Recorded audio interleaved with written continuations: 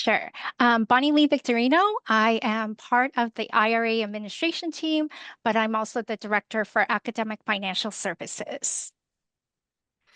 Thanks, Bonnie. Hi, everyone. I'm Natalie Azuni. I work in the Vice President of Student Affairs Office as a committee oversight analyst. So I provide administrative support to the IRA committee. Raymond? All right, Raymond Wanico, part of the IRA team as well, manager of the resource planning and budget. As Alyssa had mentioned in the past two sessions, be nice because I'll be the one giving you your budget when it's all approved and done. So Raymond Thank is you. your best friend. He's the man with the money. Welcome to everyone. All right. In addition to being a professor in geological sciences and director of UROC, I'm also on the IRA review committee for proposals. And so before we get started, I just wanted to make sure that you're all aware. We have a QR code here, and it's just to a Google folder. And we have the slides that I'm going to show you, as well as handouts that I'll be showing in the presentation as well. We're recording. All right, so we know who's here. We'll also email you a link to that if you're having issues with the QR code. Okay, so let me see. Okay, perfect. So I just introduced myself as a professor and director. And as I mentioned, I am a reviewer for the IRA proposals. But in addition to IRA, I review all the grants for UROC, as well as National Science Foundation in general. And there's also a National Science Foundation graduate student application that I review for.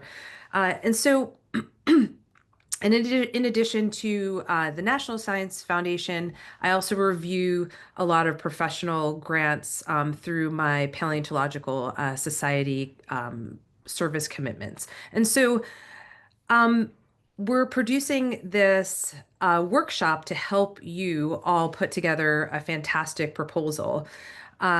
So I was putting together some grant dues. So a list of things that you can do to produce a successful grant. One of the things that we would love for you to do is to start early. And so you have a couple weeks to put together your proposal, and hopefully the tips that we discussed today will be helpful. But as a reviewer, I'm asking people, right, when you are writing a grant, to put yourself in the reviewer's shoes. So what do I mean by that? I just want to ask everyone. So as an IRA review committee member, we have 8 faculty, right, Natalie? I should know this by now. 8 faculty and 9 students. That comprises the whole review committee. And so generally we review about 20 to 25 grants per year. And so I would love to hear, you could put it in the chat or you can call out, unmute yourself. How much time do you think reviewers put into reviewing your proposal? I can't see the chat, Bonnie, so let me know if somebody says. Oh, sure. I'm getting weeks, 10 minutes, 10 minutes, 3 hours at least per proposal, 20 minutes, 2 hours, a lot, 30 minutes. So a huge range, right? So I want to tell you that just doing some math in preparation for this workshop. So if I had 25 proposals to review and I spent 20 minutes on it, right, that would take a full 8-hour day with no breaks, right? And so just doing the math itself, most likely the reviewer is spending anywhere between 20 and 40 minutes, right, on your proposal. They could be spending 10, right? But that's generally, right, what I would expect reviewers. Sometimes, depending on the grant, I would spend more time, but for the IRA review, what I do personally is I spend about 20 to 30 minutes reading and writing notes on the actual proposal. So when you're writing your grant, I want you to have that in the back of your mind, right? So if someone's taking 20 minutes to review your proposal, you have to be pretty precise and concise and hitting the points that we need to hear about in that grant proposal. So how do you write a precise and concise proposal? And one of the ways that I would suggest is to start writing an outline using the rubric. I'm going to show you that in a couple slides. But not only put together an outline of the rubric, you want to actually mimic the rubric's order and language. So what do I mean by that? This is a copy, and don't worry about all the words. What I want you to focus on are the categories. So in the IRA proposal, we rank you on program description, right? Enrolled student impact, the overall program integration, a little bit on the budget, and then broader impacts. And so the percentages that you're seeing here are weighted. When we are asked to review these grants, we're asked to weigh, right, the enrolled students' impact is weighted 30% of the proposal, right? So it's the most important part of the proposal. And so what I do when I'm writing a grant or reviewing a grant, I'll look at the rubric and make an outline for myself, not only to write the proposal, but also to review the proposal. So this way I know that I'm hitting all the points that I need to hit. So what I did was I just highlighted all the important components of the proposal and put together an outline. So you can access this rubric in that Google folder, but you can also access the outline that I put together. So you can use this outline. Feel free to get started on your proposal with this outline. So everything that I highlighted, I just, have it as the program description, right, would be our first category. And then the 4 items within that one category, right, we want to make sure that you hit. And so you can look at the details, and we're going to review almost all of these in the presentation today, but it's for you to use, for you to get started on. Another important component of the proposal that I like to make sure that all faculty know about, because as I remember being a new faculty member, I didn't really know about Cal State Fullerton's strategic plan. And so I'm going to go back one slide. One of the components we want you to write about is how your program connects with the university mission and goals. You can all see my cursor, right? Okay, awesome. Because that would, I'm like pointing things out, and if you couldn't see it, that would be super weird. So one of the components is just strategic plan. And so this slide is not for you to, right? I put it up here just so you have a big view of the components of the strategic plan that I think that your activity or program might fit into. But in that Google folder, you'll find the complete PDF of our strategic plan. It also can be found on Fullerton's website. But specifically, I just wanted to introduce this so that everyone's aware and that you can connect your program or activity to the strategic plan. So goal 1 has to do with enhanced support for student access and learning and academic success. Essentially, I actually can't read what's on this slide because it's way too small for me right now, but we're going to go into this in detail once we get to some future slides. I'm going to get you all working and talking. So we'll come back to this.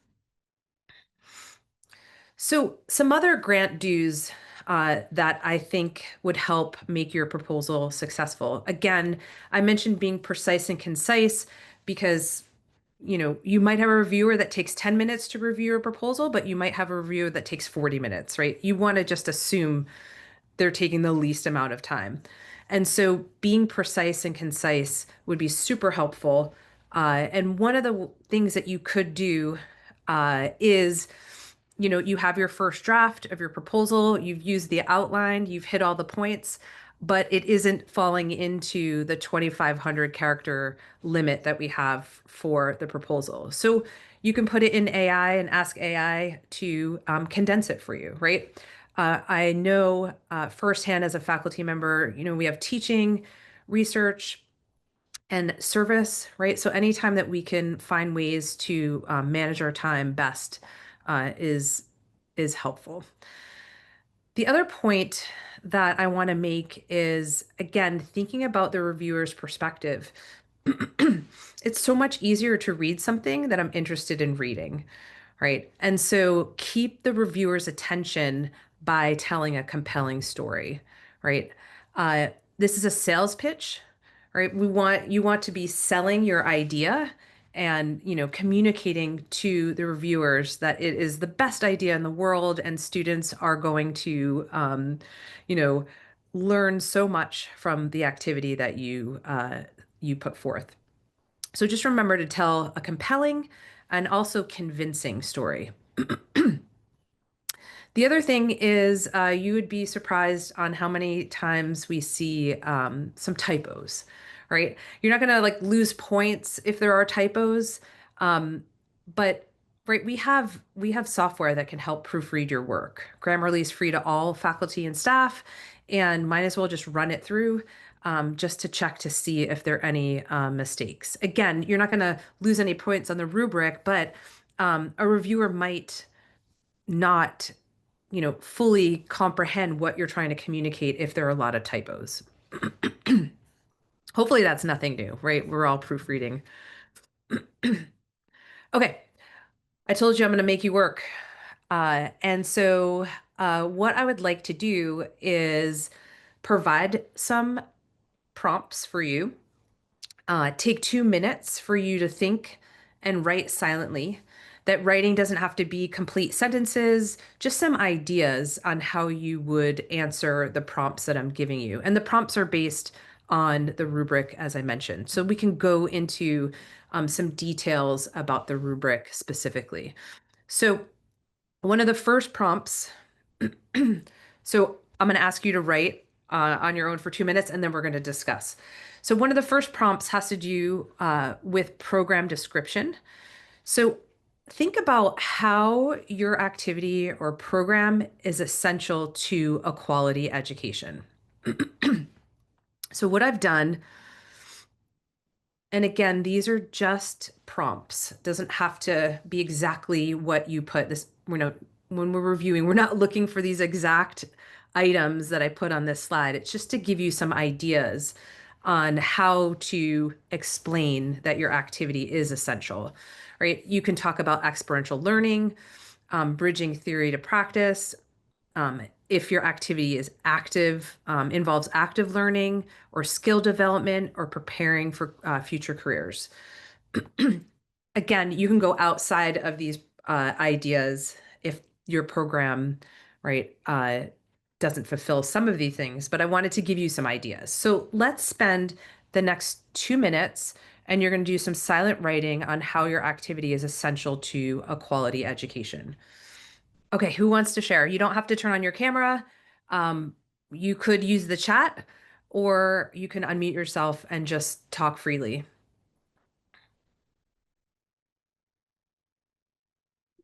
I can jump in. Thank you. So we're just sharing basic ideas, and I think one of the activity that I have in mind is going to be basically connecting students to the outside of academic world and basically help them with their career after they graduate. And it also diversify their studies more than what we can do within our university, because we just have as much diverse ideas as we can have based on how many faculty we can have. Right. And so you're hitting on preparing for future careers, right? And you're talking about, from what I'm hearing, you're talking about extending their education beyond the classroom, right? Yes. Yeah, perfect. Would anyone else like to share? I would love to go share. So my program is about nutrition. Yeah. and I think I'm pointing on the experiential learning, but correct me if I'm wrong. So we would like to see how, individuals' eating habits, their food preferences, maybe access to ingredients, or the way that they cook, their meal, would be some of the factors that can be influenced by culture, by different traditions, by the environment they live in. So students will have the opportunity to learn about, how food is prepared outside United States with comparison to here, and what are some of the policies that are involved between here and what's outside United States. Yeah, that's so will they be actually cooking? Yes, they're actually going to be an immersive cooking class. Right. So that's absolutely right. You've definitely hit on the hands-on, right? You're applying knowledge to real world scenarios, right? Like, so that's exactly how I would describe this. And please, feel free to use the language that I wrote here, right? Like, so if you're describing your program as experiential, you can say, we're applying knowledge to the real world scenarios. We are incorporating cultures, just like you said, outside of their own and broadening their perspectives. There's going to be opportunity for you to talk about broader impacts. So you might want to save that part for when we talk about broader impacts. But yeah. Sounds good. Thank you, Nicole. Yeah, you're welcome. Nicole, we have a couple more in chat.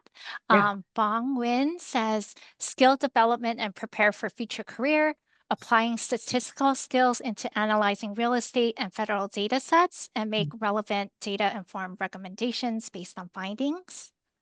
Right. So absolutely skill development, right? They're taking real world data from is that what you said, Bonnie? Right? They're taking real world data. I can't say that 10 times fast. And analyzing it. So it's absolutely developing skills. And I would also say that that's preparing for your future careers, right? I would assume that these students will go on to business careers that they're going to be analyzing data.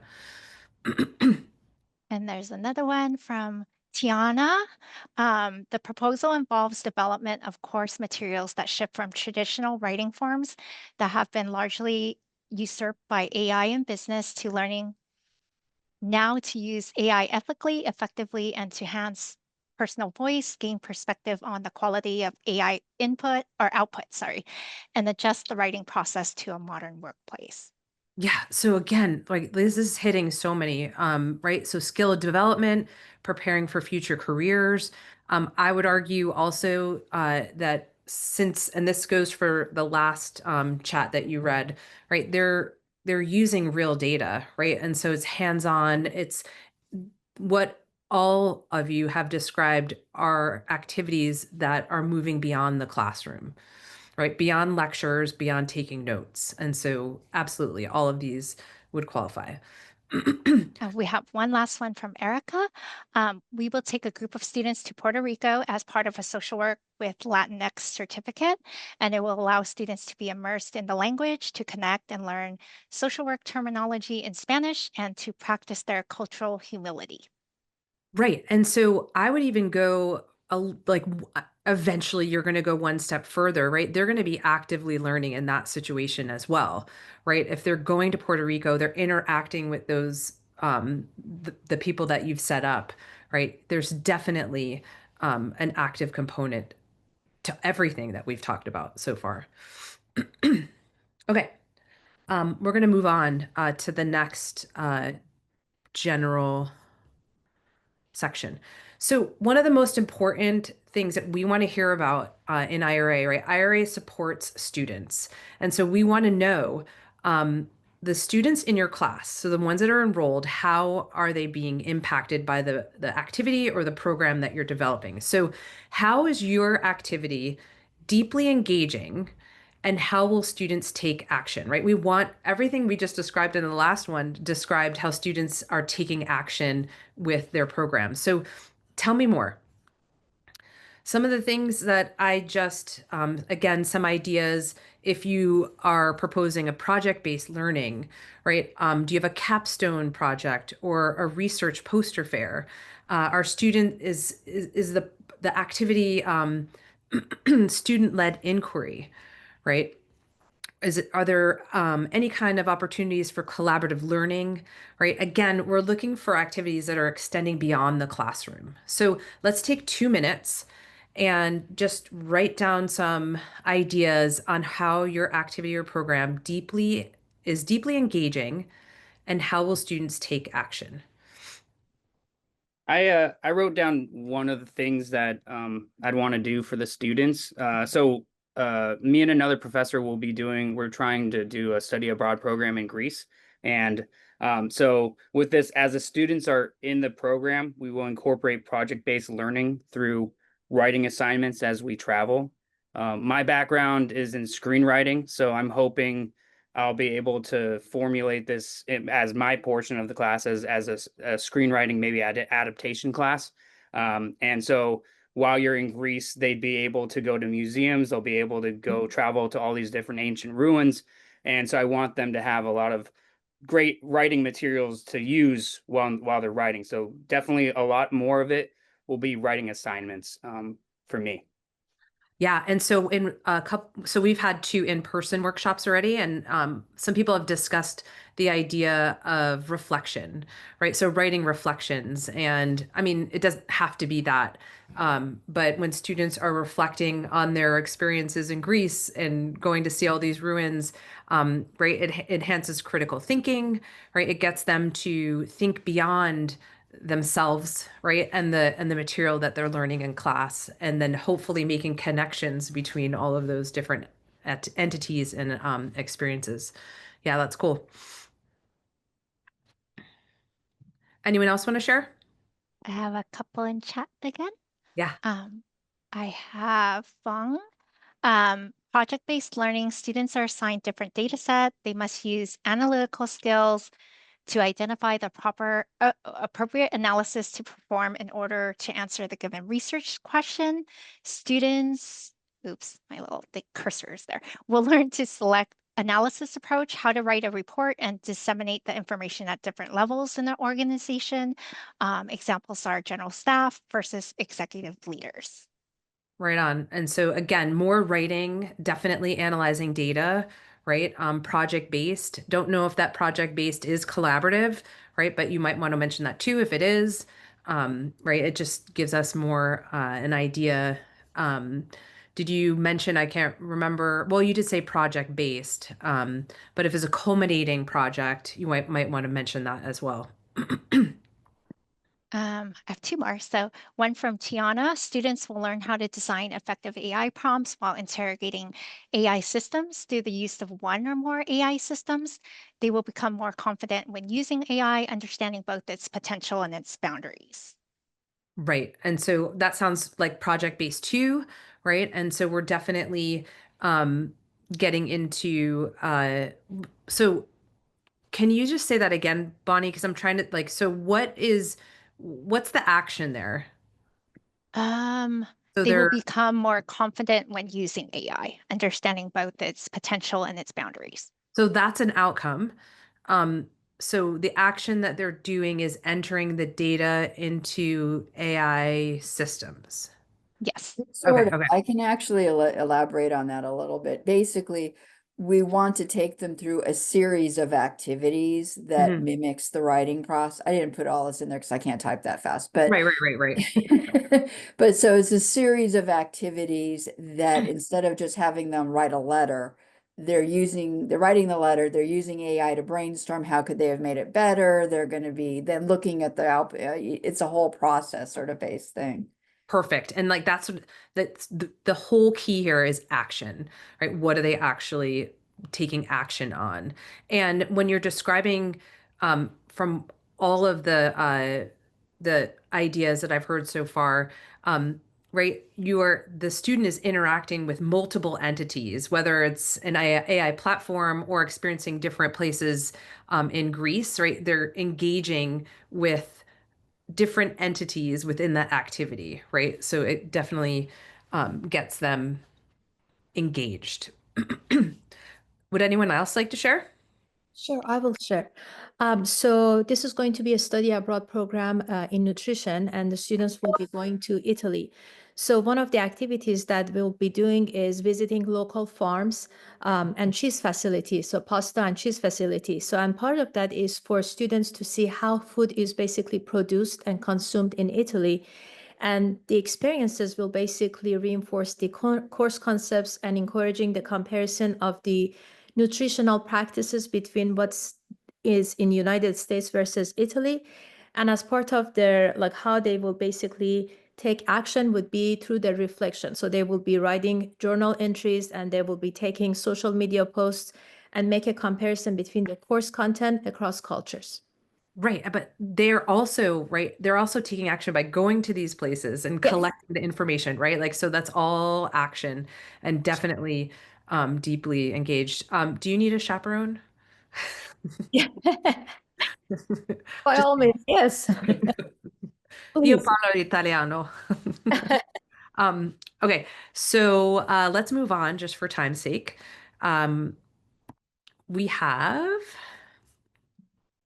Okay, so when the next part of the rubric has to do with program integration. So this has to do with university mission and goals. And again, I'm just specifically bringing this up because I remember as an untenured faculty member that I just had no idea about mission and goals. And so you couldn't see all the details on the original slide that I showed you, but I just pulled out the three um, strategies. So the way that our mission and goals are organized is we have one goal that has a bunch of objectives, and then each objective has strategies to meet that objective.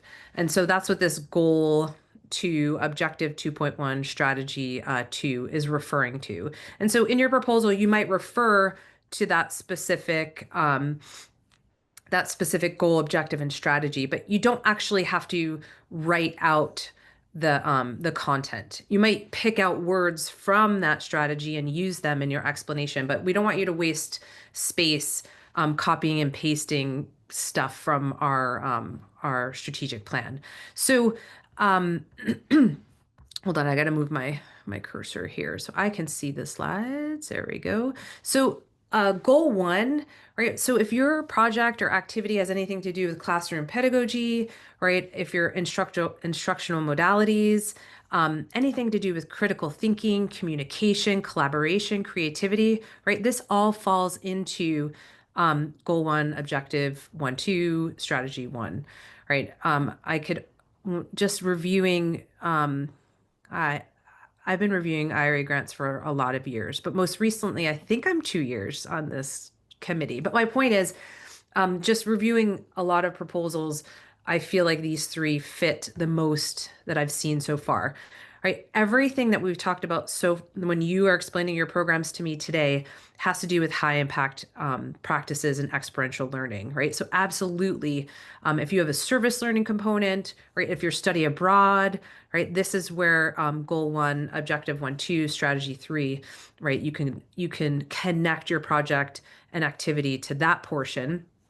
And then some of the proposals in the past, and then this past week, we've talked about faculty have discussed projects that expand, enhance student engagement opportunities, right? So that not just study abroad, but if you have a guest speaker, right? If they're attending any clubs or organizations or performances, right? Anytime we're fostering the sense of belonging and Titan pride, right? Those are ways that you could connect to our strategic plan. So again, let's take 2 minutes, do some silent writing, and then we can share. I will just share that I feel like if we tackle one or two of the previous points that we were talking about, then we kind of meet these three almost all simultaneously. Maybe, I don't know. Maybe I'm wrong, but it That's feels like it's a straightforward. That is a really good point. And in that case, uh, if you find yourself repeating yourself between the different categories in the rubric, this is what I kind of like about writing grant proposals. It's like a puzzle. You don't necessarily want to keep repeating yourself, but you want to be able to um, reserve different areas to make a specific point, right? And then save other material for specific. So yes, I absolutely agree that if you were talking about the last couple points, eventually you've hit what we're asking for with mission and goals, but we still want you to make an explicit statement. My project, my activity, relates to this part of the strategic plan because it is high impact experiential learning opportunity. You don't have to explain what that high impact learning opportunity is because you've already explained it, but we want you to explicitly tell us. So it's not a trick question. It's nothing to overthink, but we still need you to communicate that your program or activity fulfills the mission of what we're trying to do here at Cal State Fullerton. Yeah, so kind of self-explanatory, but Yeah, and also, since students sit on the board, they right. will be grading your papers. So, it's kind of the flip side of it, right? Where they're going to be reading these proposals. And sometimes we do have conversations, the committee does, about what is the strategic goal? How does this tie in? So students will ask those questions. So that's another tidbit for you all. Right. And so if they're asking that question, then that means in your proposal, you didn't explicitly state my activity hits goal 1, objective 1, 2, strategic, strategy 3, and it equals or it equates to a high impact experiential learning, right? Just that's one sentence. So some of these questions do not need a full paragraph of explanation, but you still need to hit it or communicate it to us. Any other questions about university mission and goals? There's one in chat. Well, a comment in chat from Yeah. Marie says, I appreciate the connections here. Can see the Titan Pride for Test Magazine, extending outside of the classroom for more of the campus engagement. Chemo said, preparing for and performing at world-class venues such as Carnegie Hall are a lifetime experience that will inspire students to meet and exceed their goals as professionals in the music field. Right. And so that last point about the music field, right, this definitely hits our strategic goals, but it's also going to hit broader impacts, which we'll talk about. Right. And so you don't have to, well, we'll get to broader impacts, but it just is actually a nice carryover. I think the next one is broader impacts. Yes, there we go. So, if you're taking your kids to Carnegie Hall, you're absolutely expanding their experiences outside of the classroom, outside of Fullerton, right? Outside of California. And so, this is the place where we want you to talk about how your student engagement activity broadens their perspective. Everything that I've heard so far, whether they're going to Greece or Italy or Carnegie Hall, they are broadening perspectives of students globally, local, regionally, right? So we're going to talk. I'm going to give you 2 minutes to think about broader impacts. Sometimes faculty have difficulty with broader impacts. I don't feel like in the IRA proposals, it's that difficult because we're giving students these opportunities outside of the classroom. But I did just put a couple of ideas on how you could explain that your program or how your program could fit into, right? How does your program or activity impact the broader community significantly in quantity and numbers? So we want you to quantify the experience. It doesn't necessarily have to be numbers, right? We could talk about this in discussion, but if your program, right, has student participation and reach, how many students are served, right? How is that in relation to your department or college?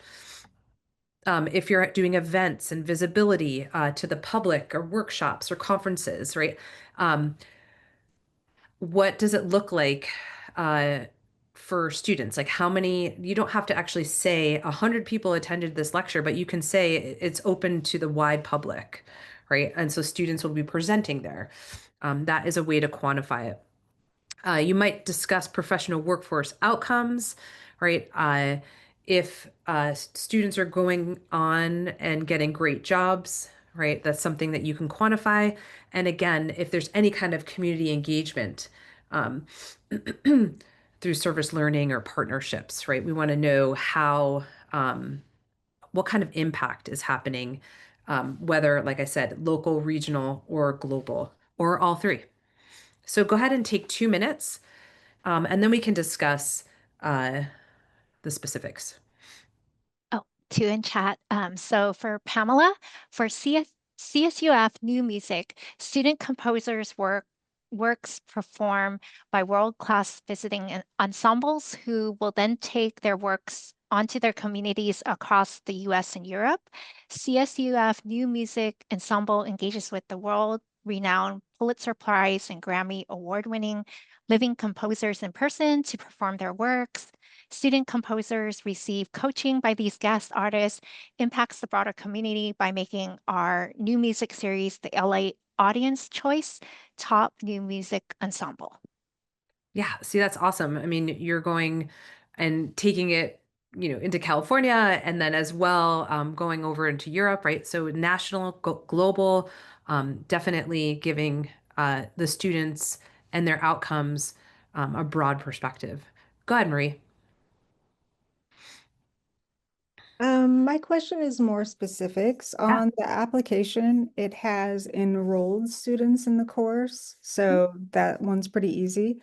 But then it has participating students. The number that I had last year, this is my second time doing it, was lower.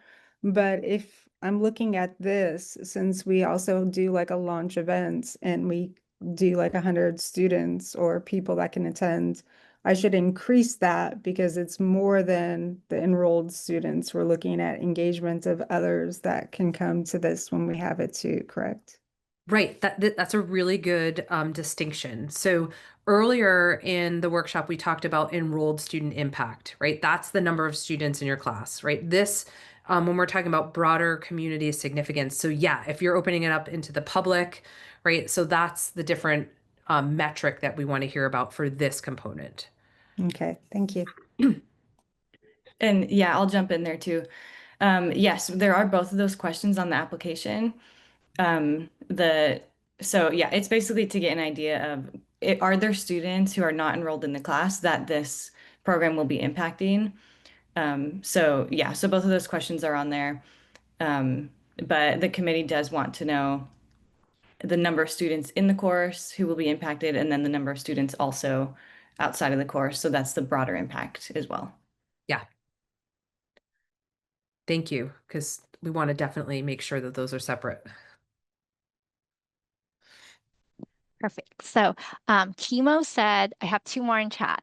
Chemo said, CSUF Symphony Orchestra concerts are well attended by the greater OC community because of the high quality of concerts produced, ease of access, and ticket price. The Deck the Hall holiday programs engages about 200 student performers in this annual event. So I love that the greater OC, what was that? Can you say that again? The greater OC community. Community. Right. Yes. So my point I want to make there is, right, the greater OC community gives me a visual of a significant number, right? Those three words. So do we know how many? No, we don't, right? We don't need to know hundreds, like, or we don't need to know an actual number, but that description absolutely gives you the idea that it's a significant quantity that is attending. So I think that's a great example of how you can quantify without a number. Does that make sense? Yes. And Eugene has one. Students required to do internships at higher education institutions across SoCal, quantify internship hours per student, high enrollment numbers of first generation and historically marginalized students. So to me, and correct me if I'm wrong, Eugene, that sounds like an impact to the enrolled students. Right? Can you read it again? So students required to do internships at higher ed institutions across SoCal, quantify internship hours per student, high enrollment numbers of first generation and historically marginalized students. And Natalie or Bonnie, like to me, that sounds like an impact to the enrolled students, not broader impacts. Oh, Right. I see what you mean. So, I could emphasize the impact at the institutions across SoCal. That would do more of that, right? If I Right, emphasize like that if at the they're institution. interacting with students at those other universities, Yes, which right? is Like, exactly what they do. So yeah. I So could that emphasize would be that. broader. That would be broader impact. But you Okay. could talk about the hours of internships in the area where we talked about the impact on enrolled students. Does that make sense? Say that once more. So when you were saying that the internship, right, that would fall under this category, Oh, uh-huh. right? Like, so Okay. if you're saying that students are logging, I don't know, 30 hours of internship, right? That is deeply engaging, right? Yeah. Students are acting. So that's the impact on your students. Yeah. So that's where I would put that, and then save the part about interacting with students from other universities. Sorry, I went ahead of myself. The part about students interacting with students outside of Cal State Fullerton would be broader impacts. So what about when, because we do have really very diverse student enrollment in the program. Yeah. Isn't that broader impact or no? Um, well, so we are an HSI campus, and so I mean, if you were comparing it, so I say that's more so the strategic plan alignment, okay, yeah, that would, yeah, right? yeah. Okay. Okay, got it. Thank you. Any other questions about broader impacts? Okay, let's move on. I opened up with grant dues. So I just wanted to quickly, I don't like to speak in the negatives, but we have to say some things that we don't want you to do. We don't want you to wait till last minute. So as of today, you have plenty of time to put together that proposal. Just don't wait till the last day. I didn't do a little survey at the beginning of who are new people and who are returning IRA proposal writers, but if you are returning, please, please, please do not copy and paste last year's grant, right? We're asking a couple of different things. And so we ask you to not completely copy and paste your grant from last year. Bonnie and Alyssa are going to talk about budget. But sometimes faculty members think that their proposal will be more competitive if they cut their budget. That's not what this program is about, right? This should be a wish list. I would argue that even in your own fields, you should ask for the most and let the reviewers cut your budget. There's nothing on our rubric that will penalize you for a larger budget, right? So make your dream wish. I also want to mention, again, this is for people that have had submitted IRA in the past. If you continue to get supported through IRA, you still want to assume that the reviewers do not know your program, right? The faculty might, if the faculty know about your program on campus, but they might not know. And then as we mentioned, right, we have a whole bunch, we have 9 students that will be on the review committee, and those students do not definitely serve for a long time, right? Because they've graduated. So you want to make sure that you don't assume that we know your program, right? You want to write to a broad audience because you might not be reviewed by someone in your college, and you're being reviewed by students. And so broad audience and assume no one knows your program. And just to add to that too, Nicole, if it's okay. Yeah. So the full committee will not be reviewing your proposal. So it'll only be 3 committee members who are voting members. Mhm. They'll be reviewing your proposal. So it'll either be 2 students and 1 faculty, or 2 faculty and 1 student. And it will definitely be folks outside of your college. So just keep that in mind too. You don't want to use jargon that's super industry specific. you want to be specific and clear and concise, but also students and faculty outside of your college need to understand. Yep. 100%. Okay, with that. There's a question. Go ahead, from- Gabrielle. Oh, thank you. I had a question regarding something you just said about not copying and pasting last year's grant. I'm working with a variety of faculty in study abroad and other programs who have applied in the past and have been successful in the past. So I was just wondering if you could say a little bit more about not copying and pasting last year's grant. Like, what if they were successful? Should they look for things to update? So any more context or information you could give us would be helpful. Yeah. So what I mean by not copying and pasting, so you can use a lot of the same material, but just be thoughtful.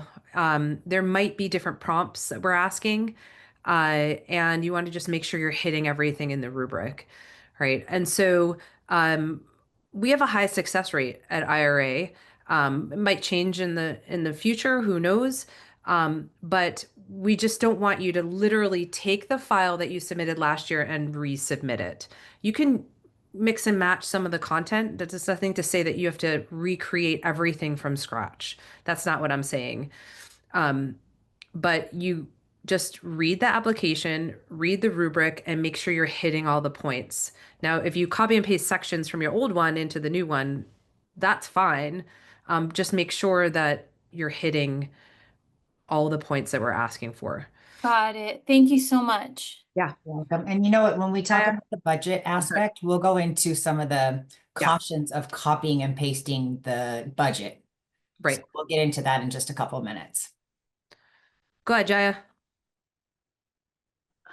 I'm sorry, I have to run for a meeting, but really very quick. I wanted to ask the question, then we move on to don'ts, but about the broader impact. My program is going to use hands-on experimentation on hardware board and then write a paper and submit to a conference that will be in San Francisco.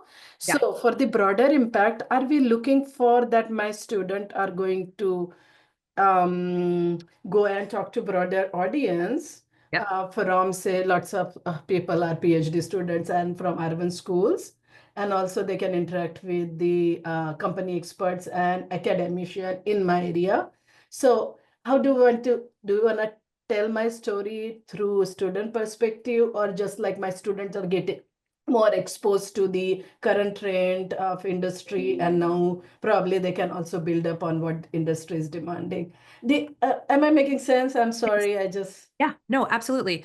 Yeah. So I mean, whether you write it from the student's perspective or not, the fact that the students are presenting at a conference, right? They're engaging with people outside of the university. So they're sharing their work, and then the people that they're interacting, right? They are right, there's an exchange of ideas and thoughts. So that is definitely broader impacts. And so not just with students, but anyone, right, that comes into the conference. So it could be faculty, it could be students, right? But they're definitely experiencing and interacting with a broader community. Yeah, absolutely.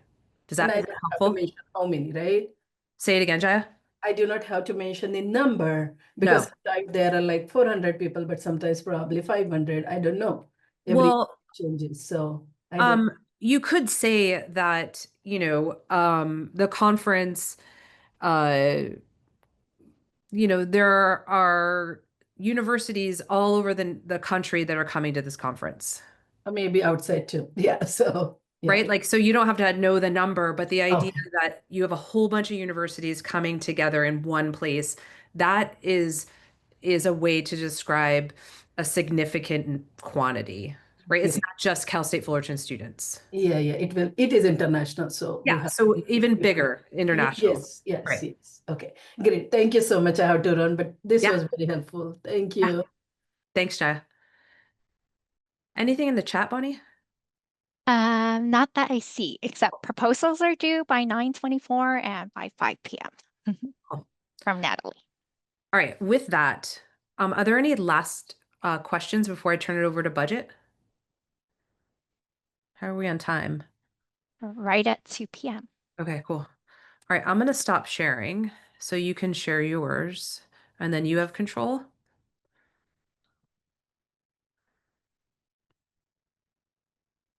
Or do you want me to do your slides? I can do that too. Oh, that's okay. I got it up. Perfect. There you go. You're getting that pulled up. I'll also share that we have Cherie here today with, and correct me if I'm wrong, the name of your department is International Programs. And she Study abroad and global engagement, SAGE. Oh, name change. Yes, okay. So she's she's here. She helps pull together all of the study abroad programs. So if you have specific questions about your study abroad program, Cherie is here and she'll stay with us after hours to answer your questions if you have any. And I'll watch the chat, just so you know. Thank you. All right. So Alyssa, do you want to start with the history of the transition from ASI to? Sure, I can. We switched it up though this morning, remember? Yes. Okay. Well, I'll do it. So I don't know if there's any veterans here that have had IRA programs for years. But if you have, there's a few changes that we have made. And of course, it used to be with ASI. So a lot of the processes now, they have moved to stateside. So it's a little bit simpler to use. The stateside really means that it's your general, it's kind of goes along with your general fund budgets. The processes are the same. There's no separate way to procure your items or anything like that. It's just the way that you would do it if you were doing your general fund. I think that was it. I hope I hit all the points. Let's see, I'm trying to get this to move. There you go. And maybe this is in the way because I see a little, okay, there. So some of the things that we changed in this year's business practice is that the budget requirements have been updated. In the past, you would have an IRA worksheet as a required attachment that you would have to put with your IRA proposals. And that's a lot of downloading and uploading. So the sheet is still available for you on Nicole's Google Drive. And we just wanted to make sure that you guys are aware that it doesn't need to be attached because everything is now built into the proposal, but you can always use this as a guide. So if you have like, maybe you're not a math person and you just want it to total up all your, how much your spend is, you could go ahead and use the spreadsheet. And then as you are going through the application process, for example, where the orange is, where it says revised practice, as you're going through the application, if you're doing printing and you say yes, it'll open up the box with the printing description. So you'll just put a brief description of what you're printing and then just the amount that you plan to spend, anticipate to spend. And then if you hit no, it'll just skip the box altogether. And so every time you say yes, it'll open up your description box and the printing amount. In the Google Drive, there is also the IRA account code specific, and it gives you some examples of what you need or what the count code means, because I know you guys don't do this on a regular basis as admin, but at least that way it'll guide you like what does hospitality mean or what does hospitality for promotional items mean. So there is a guide. It is in the Dropbox for you. And just a reminder too for folks, sorry, I can go back for a second. That budget plan attachment is also available in the application itself. So you don't need to go to a separate spot. That'll be right there in the application. But as Bonnie mentioned, the budget worksheet, a separate attachment is no longer required in addition to the application. So we're simplifying things for you just to make things easier and a little more smooth. Yeah, and next year, we haven't quite gotten it this year, but next year we're hoping that actually, as you guys do your categories, it will total up for you. It doesn't work right now, so that's why you can still use the budget worksheet just to make sure your math is all aligned. But at the same time, we're hoping that that will be available to you next year. And so going on, is there any other questions? Just want to make sure that I can't see anything, but I think Nicole is going to call out if we have a question. Okay, perfect. So key rules of thumb for IRA spending. So program must be student-centered and instructionally related. Number 2 is integral to instruction. It's not supplemental. So what we mean by that is it's not running your department. It's basically has to be student-centered and tied to a class and enhancing the student's experience, high impact experience. Expenditures must match your approved program. And what we mean by that is you're basically, if you travel, if you're doing study abroad and you travel, sometimes you do want to buy t-shirts and stuff. Just make sure you're putting the hospitality for promotional items for those things.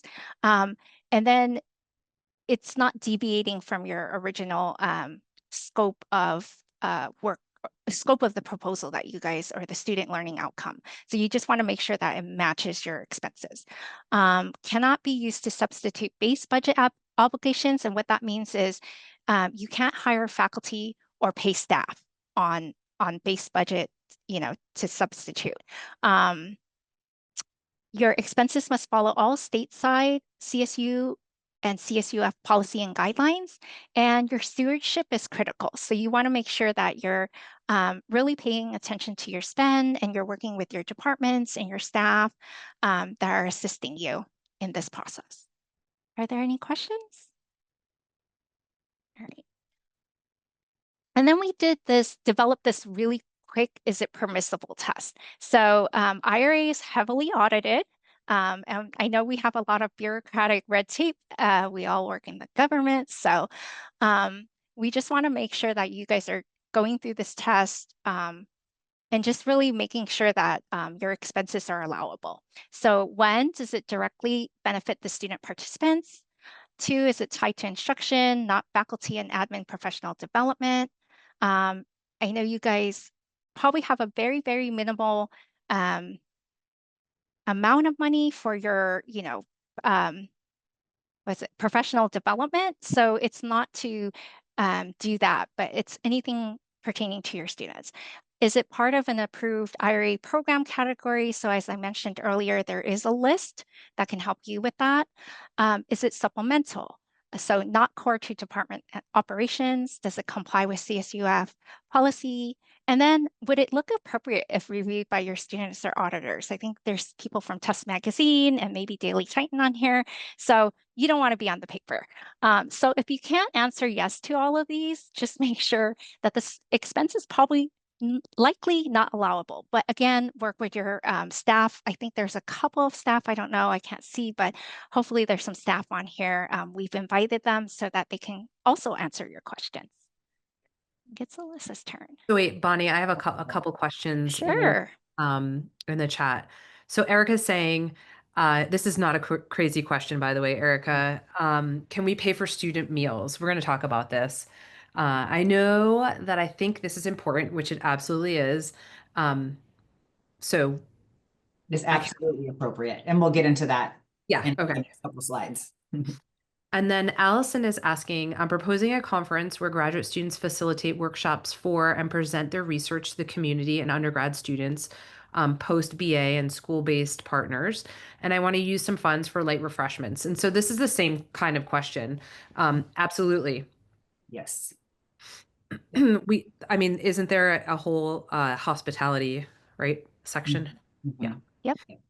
And parking, right? So sorry, Allison, I didn't finish. So light refreshments and parking for attendees, plus lunch for presenting students, are those expenditures allowable? The answer is yes.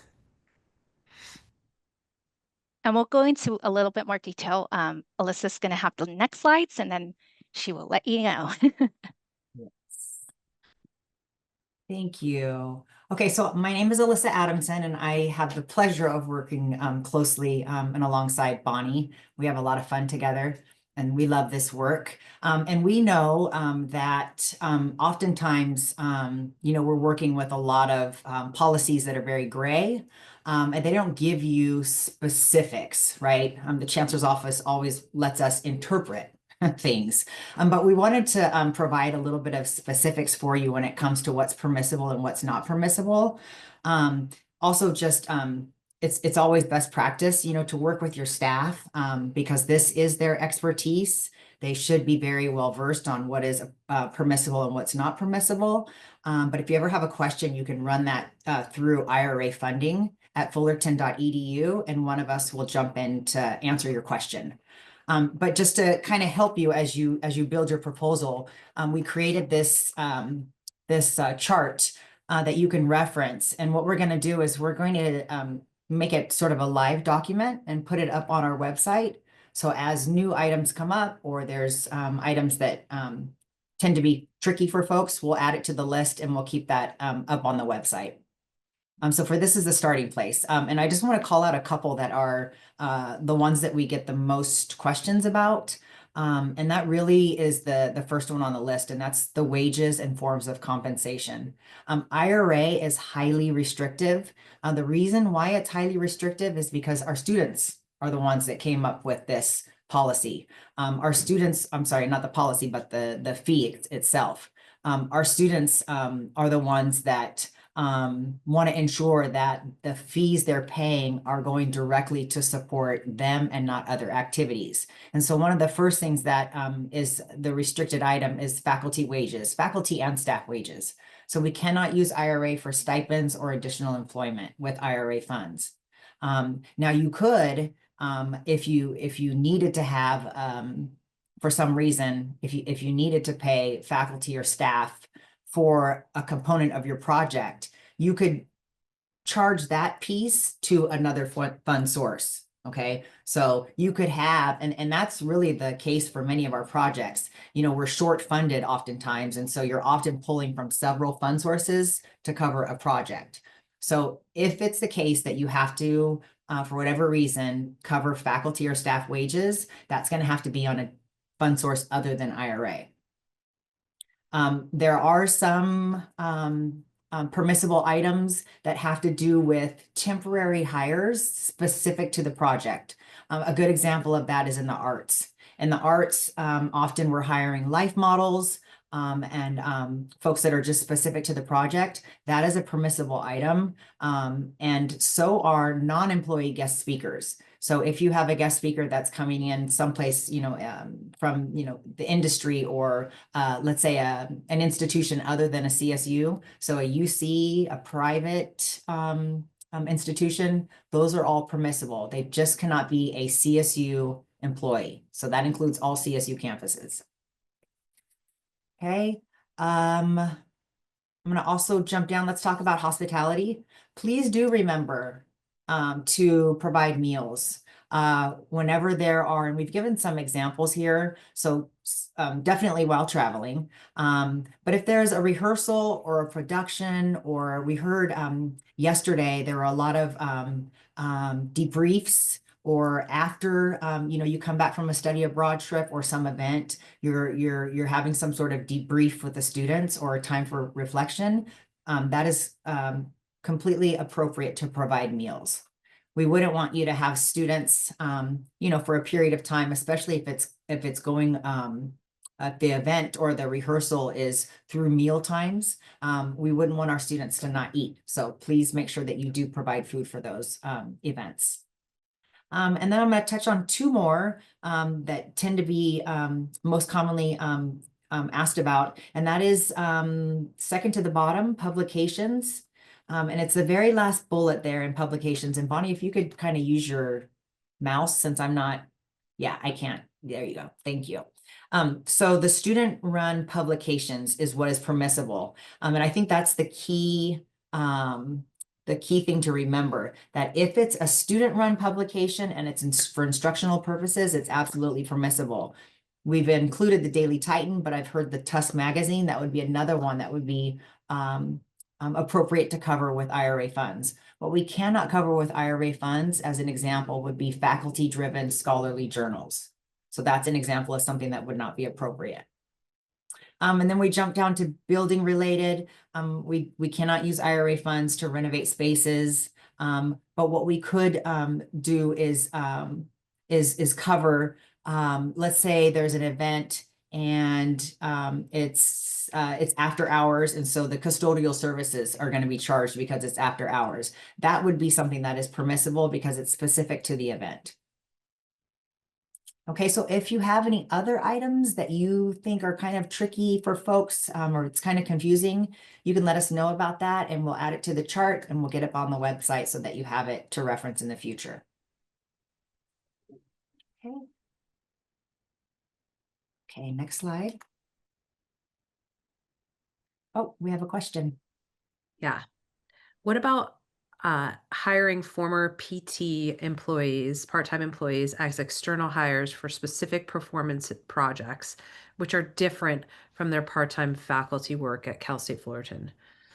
When you say former, that says to me they're no longer employed by Cal State Fullerton. Is that the case? Then that's permissible. Mira, Yes. justo me agarras Yeah. haciendo un Zoom session con lo que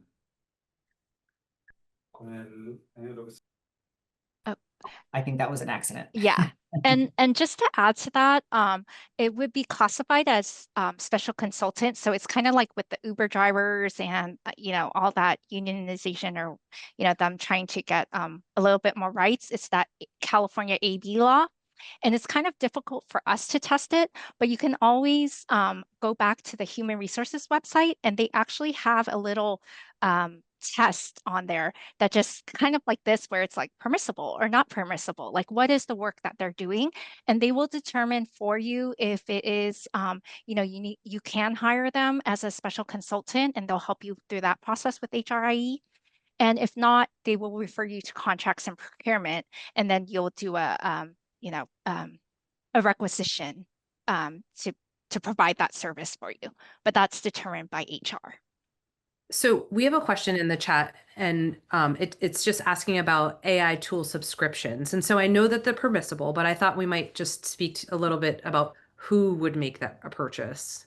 Yes, yes. And we're going to get into, we're going to add a little bit more detail about that in the next couple slides, but I can mention it now that yes, that is absolutely permissible. And we'll talk about in the next, I think, couple slides about the best way to do that so that it's not impacting the student in a negative way.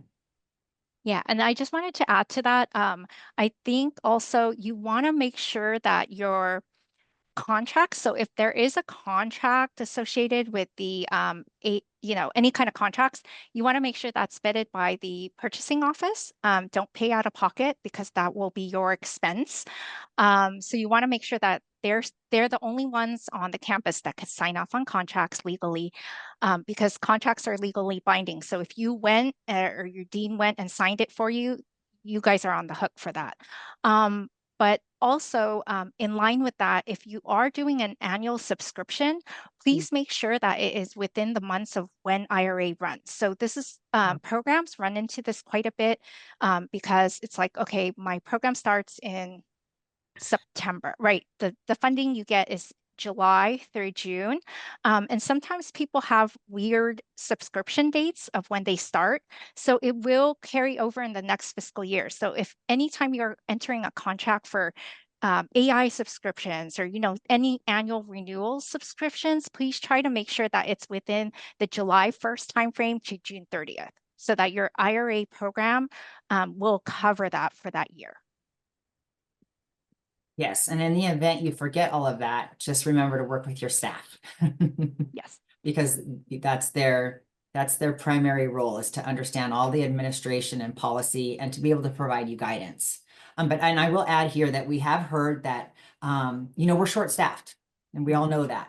And we see several programs every year that get fully funded, yet we see zero expenses. And so what that tells us is that it could be that programs aren't able to get started because they simply do not have the support. If that's the case for you, please reach out to IRA funding, and we will see what kind of support we can wrap around you so that your program can continue.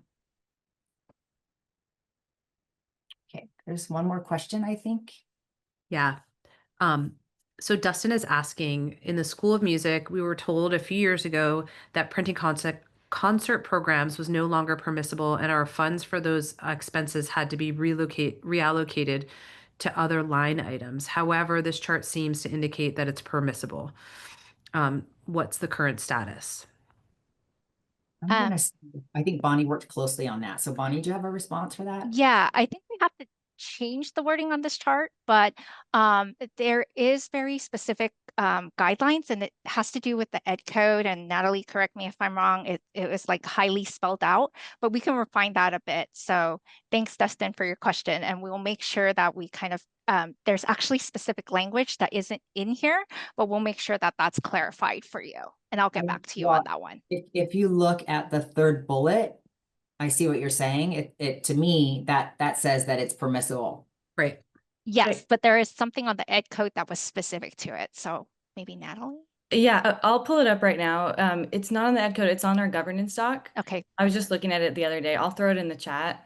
But basically, yeah, so Dustin is referring to like programs for, and I know CODA, College of the Arts, has a lot of programs where they need music or what are those called? Bullets, or what are those little booklets called when you go to a musical? Those things. Program. Programs. Yeah. Yes, those are allowable. What's not allowable is printing to advertise your program, because that's outside of the scope of the program. So if it's within the program, meaning it's a For the concert program. and attendees are coming, that's part of the program to see, students need to see the music, attendees need to see the program. But if it's like an advertisement to get students to enroll in the program, that's what is not allowed. So I'll pull it from the governance doc. I'll put it in the chat right now. So maybe we need to clarify, like recruitment advertisement would not be permissible. Right. Mhm. Okay. Yeah, we'll add some language there to clarify. Thank you. That's very helpful. Thank you. Mm-hmm. Another question, Pamela is asking about hospitality, and this came up last time too. So are hospitality meals just for students, or is this for guests and artists who are engaging in the concert and symposium? Absolutely. We want to make sure that our guests are fed. Could you imagine, like, everybody can come to the table, but the guests can't eat? Right, but that would fall under hospitality and not wage. Correct. Right. Correct. But you also have to have student participants. So you can't say, I'm just taking my guest artist out and not the students, because it still has to include the students. Does that help? Okay, if not, you can just throw another. Yes. Yeah. Chat. Okay, great. Okay, let's move forward. Okay, so some tips for building an effective IRA program budget. I think we've talked about, don't copy and paste, or copy and paste with caution, maybe is a good way to say it. And just make sure you do a bit of research and make some educated budget decisions. And we've tried to throw a couple in this slide to show you what we mean by that. If you look at the first orange bubble there on the bottom, we want you to consider inflation, especially because you're putting in your application a year in advance. And the way things are currently, we pulled the percentages that you can see there, looking at 2024 HEPI, which is the Higher Education Price Index, as well as the Consumer Price Index. And this is just sort of something to help you with, if you had a program that ran last year, how much you should increase it by in the next year. And I will just add that the way things are going, you might want to increase it even more because costs seem to be just increasing so vastly. But that at least gives you kind of a starting place, and to kind of help you with your thinking. Also, try to get accurate vendor quotes. We know it's happening a year in advance. So if you were to get a quote now, let's say for subscriptions, and it's for the following year, you might want to increase it by 2 to 5% when you put forth your budget ask.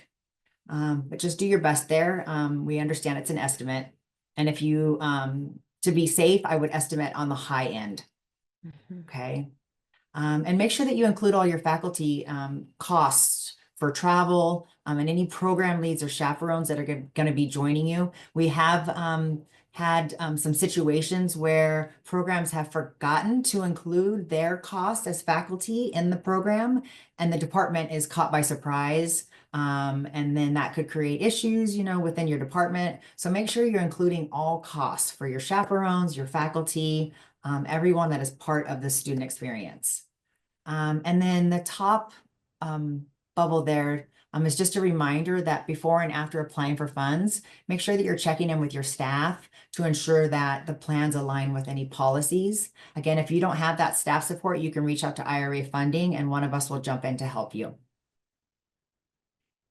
Okay. And I believe this is the last slide. Lowball. Please do not lowball your program budget, thinking that, you know, if I come in lower, I have a better chance of my program being funded. That is not the case. We want you to ask for what you really need all the way up to 120K. I do know that there is language that we're looking at, or we ask you if your program is, I believe it's 20% higher. If you've had a funded program the prior year, we'll ask if it increases by 20%. That's just something we look at. If you do increase by 20% or more than 20%, that doesn't mean that you no longer qualify. It's just something for us to gauge as we're reviewing. And you might want to include if it does exceed 20%, it probably asks you why. And it might be I attended the IRA workshop and I was advised to ask for what I really need. And so I'm increasing my program budget for that reason. And here we are reminding you to make sure that you include meals. And as Bonnie spoke to, it just has to make sure that the students are included in that meal. But all of the guests, chaperones, the meal for yourself, make sure that you include the costs.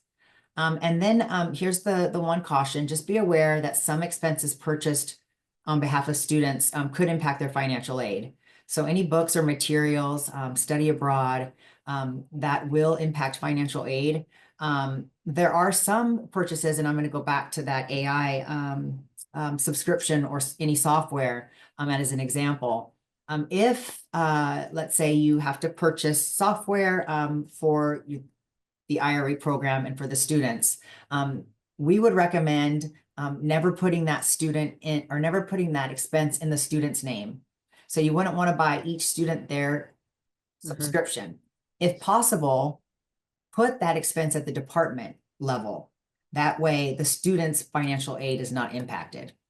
So we want to try to optimize, sort of like how we try to optimize our personal money. We want to make sure that we're helping the students optimize their financial aid package. And whenever possible, let's not try to impact that. And I see that Dustin has a question. Hi, yes.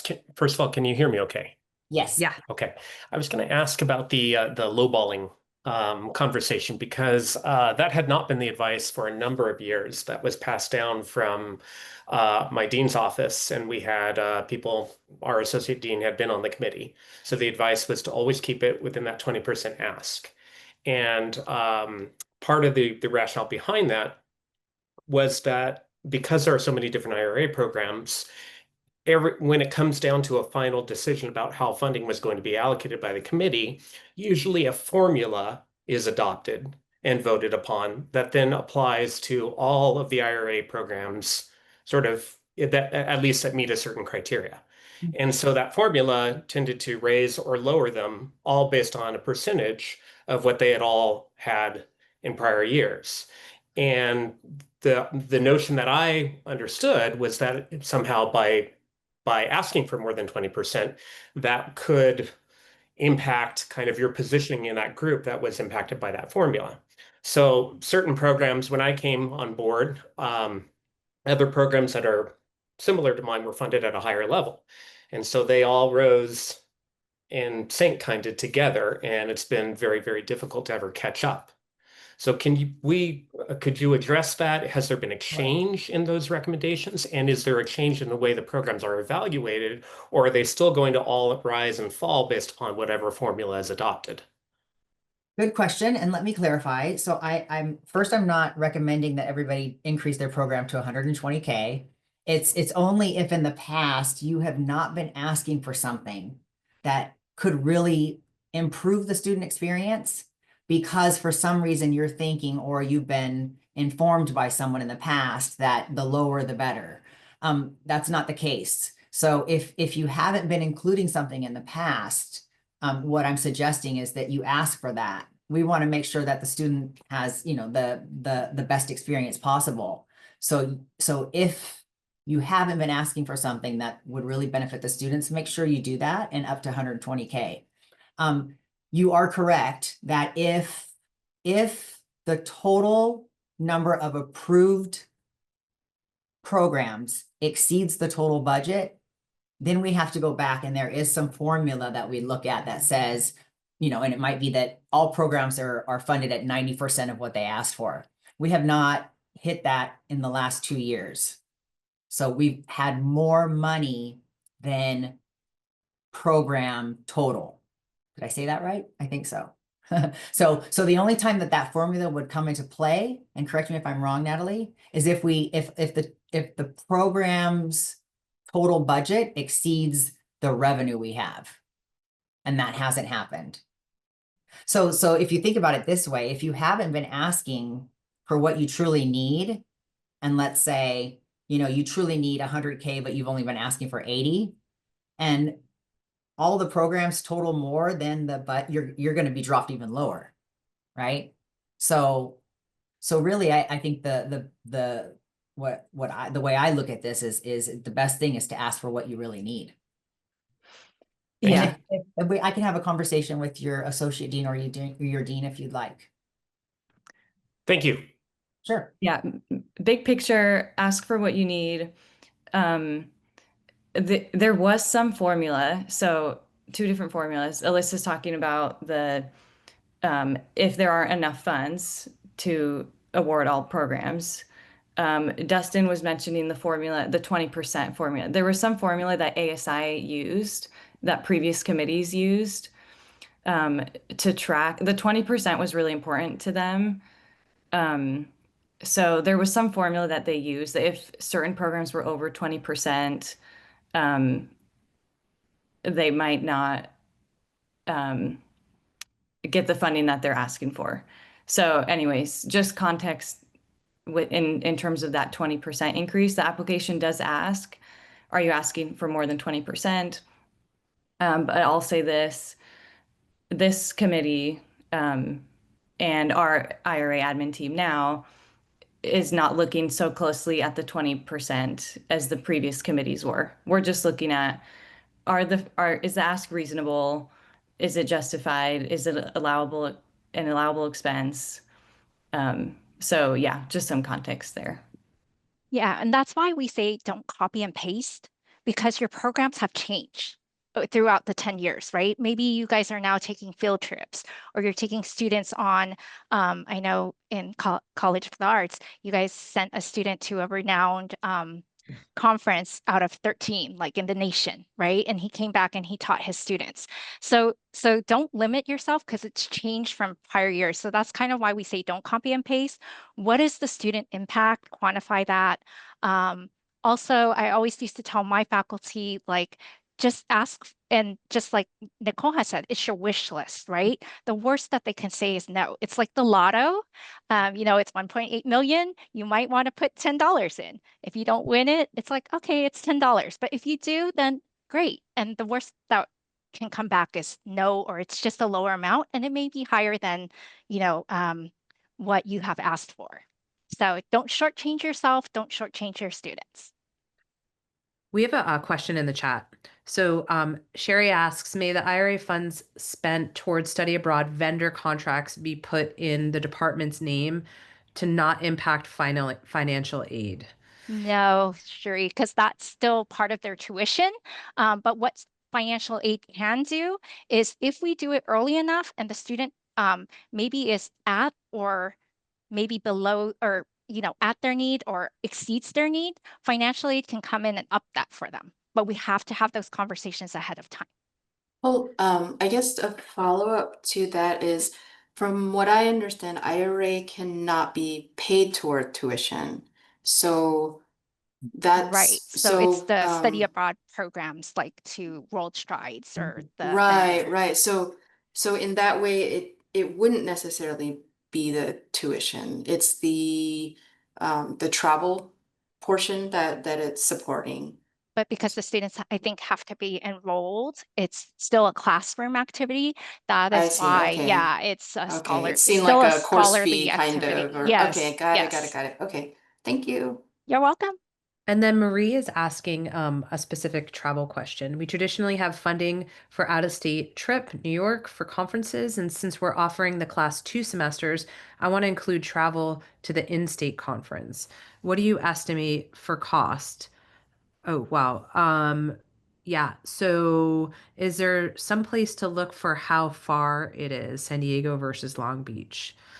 Um, so Yes. I mean, that's something that we could take offline. I would first ask that everyone should have a department coordinator or a budget person in your central dean's office. So I would start there. If they're not helpful, you can send an email to IRA funding and say, can someone help me with this estimate? And someone will jump in to help you. Okay, you're welcome. And I think we're going to skip over this. And I think that concludes things. Well, let's not forget the survey. Yes. Yes, So please. we also have IRA open office hours. I don't want to skip this. Sure. Right at 3 o'clock. So if you have specifics about your specific program, we can go over that. Just hop back into the Zoom, or if we have time after this, we could definitely address those questions. Oops. You guys had your You could questions, also and then jump into like what do you call it? Like a different room. Breakout. Yeah, so that we're all not talking at the same time together. sure, yeah, we could do If we that. need And then to. Mhm. also we would love to hear your feedback. So if this is very helpful to you, if you guys can please do the survey. This also, we listen to you guys. One of the things that we have done in this IRA administration is we removed a lot of administrative barriers. So for the veterans that are on here that have gotten multiple funding, remember you guys had to do the line item transfers. We no longer do that. So that removed 9 touch points of you guys having to wait like 1 to 2 months, having to go through your deans and everything for like $100 change or maybe even $1,000. We have eliminated that. So that is, a conversation that we hope. You got a sneak peek to that because we haven't sent messages out, but there will be something that goes out to all of you as well as your deans, informing them of this change, just giving you the flexibility that you need. Yes. Okay. And I think Cherie's on. So if any of you have study abroad questions, please do so. I'm going to stop my share. And I put the link for the survey in the chat as well. Thank you, Natalie. Thank you. So the remaining piece of this will be Cherie. Did you want to share the website as you did in the in-person sessions that we've held? So Cherie's going to go over some study abroad. So if you have a study abroad program and you want to hear more about that process, Cherie is going to spend a few minutes. And if you have questions other than study abroad and you want to drop it in the chat, we can jump into like, what do you call those rooms? Breakout room. Breakout. We can jump into a breakout room with you. Okay, well, hello, everyone. Thank you for giving me a few minutes to show everyone the updated website. Do I have ability to share my screen? Yes, you Just want should. to double check. Okay, thank you. All right, let's see. This literally went live like, I don't know, a few days ago. So there's still a few bits to edit and work out, but for the most part, our most important pages are up for the ones that students that we drive them to, and also the pages for our faculty and staff are up and running. So we wanted to make sure at least those were online. So I put the link in the chat for our website, and this is where it will now take you. And we just had our study abroad fair. I think some of you were there, so thanks for everyone who supported. But now the study abroad sections are mirroring what you see across the campus website update with these tiles, and they are meant to mirror the study abroad journey. And here on the bottom are sort of key items that people tend to look for when they go to our website. So right here, front and center is the faculty and staff opportunities. And it'll take you to a page which used to navigate to, I would say, went to Teradata, our study abroad portal, and then if you click on a different link, it would take you to a Google page. And so now the idea is that these are all consolidated in one place, and we'll have resources that are much easier to find for supporting what you're trying to do, and in the context for this presentation with IRA. So when you do click on this program toolkit link, it will take you to our page that outlines the customized and faculty-led programs that so many of you lead and want to lead. A lot of veterans in the room, as Bonnie has mentioned. But for those of you who are new to this, we hope that it will be accessible, and we will keep adding resources and materials as we apply feedback that we've received from partners and from faculty leaders over the past year. So first, you'll find here the link to the online application, which will take you to our university portal. It's integrated, so you log in with your same single sign-on, and this is where you're submitting the proposal for the program you wish to lead abroad. And this is what your chair and your dean's office will review when they make that decision to move forward or not with planning the program with our office. So this is I wouldn't say the first step. Before you even get to this part, I'm just going to point to our timeline for the different cycles. Before you actually submit your proposal by these deadlines, the assumption on our part and the application does make reference to this important fact that we hope is true, that you have had those conversations within your departments and within your colleges, so that the first time that the approving parties within your college see your proposal is not when our system sends them the review and approve request. So the idea is when you finally do get to this point, you've already had those conversations, and you have that preliminary support to even submit this proposal. I won't get too far into that.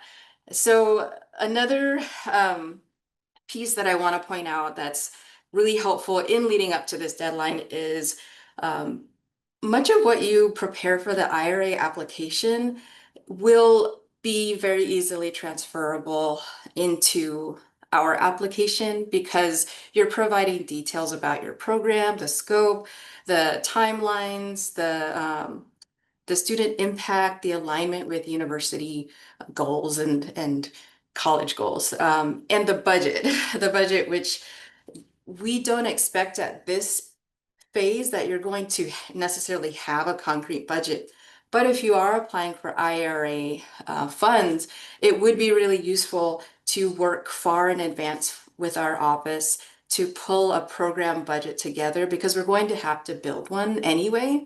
And so if what your IRA ask is built on the actual cost of what we have worked out with you and together with our vendor partners, that I think is going to demonstrate to IRA that you've done this research and you have numbers, but you're also taking into account all of those other costs that were discussed that are not necessarily going to be appearing in the vendor proposal. So the per diem for the program leaders, I'm trying to think, US airport transfers to get to and from the airport on the US side, things like that, that add up, but sometimes we overlook, and all of a sudden a department, ASC is trying to figure out, oh no, I have to reconcile this expense claim, but we don't have funds remaining from IRA. Where is it going to come from? So we can try to work all of that out on the front end, well in advance of our deadlines,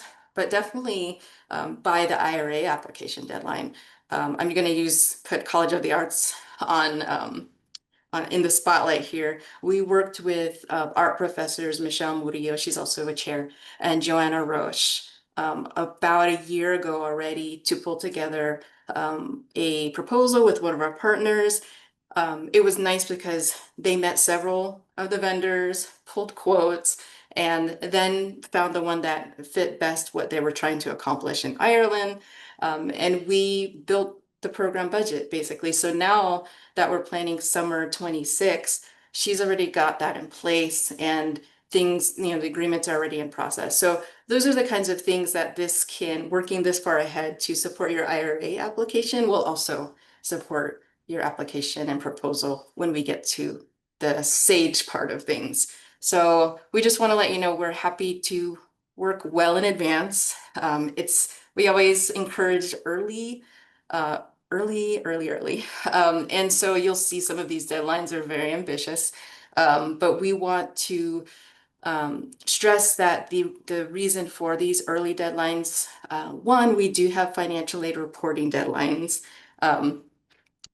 that are fairly early. And if we are behind those deadlines, which we have been for the past couple of years, circumstances out of our control, it can have a negative impact on the students and end up with the students possibly owing money to the university or owing money to a funding source that should have been adjusted if we could have met those reporting deadlines. So we have to plan early so that we can confirm groups early so we can report early to financial aid. And that said, the earlier we can bring the details of a program together, the earlier you can recruit and students will have time to make decisions about how to pay, and hopefully it will be a low amount because of all the IRA funding, and they can make decisions about the courses that they're going to register for the following semester because they know now that they can count on this course they're taking in the winter, this other course they're taking in the summer. I don't need to take it in the spring anymore. So there's definitely a reason for why we like to work so far ahead. And it also benefits your IRA application, which is the most relevant part about this part of the presentation. But that's mainly what I wanted to touch on for these few minutes. But we're also going to be having, right now, our goal is we're trying to mirror what IRA is doing, what Elissa and Bonnie and Dr. Bonuso have been doing here this week, and hold workshops during the early part of October, where we're going to kind of go through our process and each, touch on each of these phases and some of the topics that, again, we've had feedback from faculty and staff, what's very important. So please be on the lookout for invitations from us about those upcoming workshops. And we have also begun reaching out to departments. So the academic resource managers, the budget analysts, supporting ASDs in the various colleges and starting to set up meetings with them as well, because they work so closely with the operations and processes for all of these programs. And we want to include them when we are trying to support you. They're also doing a lot to support you, and we want to keep that in mind and work in tandem. And then finally, she's on the call. I want to just introduce very briefly our new SAGE programs lead, Ketley Valcourt. She is our point person going forward for our faculty-led and customized programs. So I'm really excited to welcome her to the team. And I've given her a soft introduction, thanks, over the summer by email, but it's really nice to have her here and joining us for this presentation so that you all can know her role, and feel free to reach out to both of us on these programs. And I think that's it. If anyone has any questions, we're happy to answer if we can.